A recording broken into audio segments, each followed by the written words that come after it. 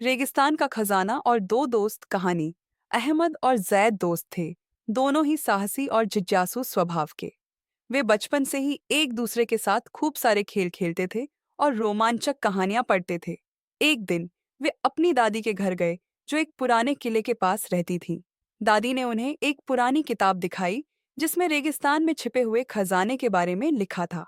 किताब के अनुसार यह खजाना एक गुप्त गुफा में छिपा हुआ था, जिसे ढूंढना बहुत मुश्किल था। खजाना ढूंढने के लिए कई खतरे भी थे, जैसे रेगिस्तानी तूफान, जहरीले सांप और रेत में धंस जाने का खतरा। अहमद और जैद इस खजाने को ढूंढने के लिए बहुत उत्साहित हो गए। उन्होंने दादी से किताब के बारे में सब कुछ पूछा और फिर एक योजना बनाई।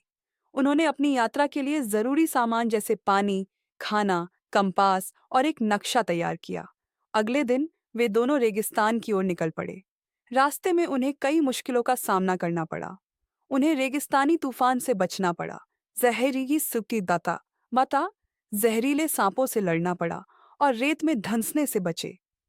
लेकिन वे अपने लक्ष्य के प्रति दृढ़ थे और आगे बढ़ते रहे। कई दिनों की मेहनत के बाद उन्हें किताब में बताए गए स्थान पर एक गुफा मिली। गुफा के अंदर अंधेरा था, लेकिन उन्होंने अपने टॉर्च की रोशनी में आगे बढ़ना शुरू किया। गुफा के अंदर कई रास्ता थे, लेकिन उन्होंने किताब के नक्शे की मदद से सही रास्ता चुना। आखिरकार उन्हें खजाना मिला।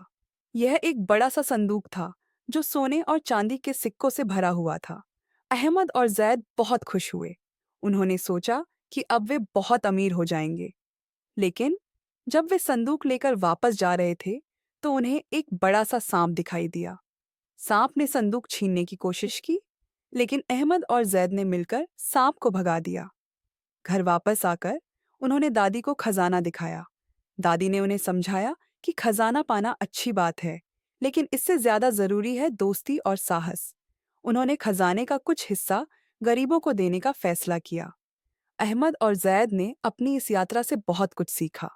उन्होंने सीखा कि दोस्ती की ताकत कितनी बड़ी होती है और मुश्किलों का सामना कैसे किया जाता है।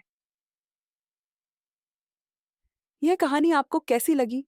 क्या आप कोई और रोमांचक कहानी सुनना चाहेंगे? अगर आपको यह कहानी पसंद आई हो, तो इसे लाइक और शेयर करना न भूलें।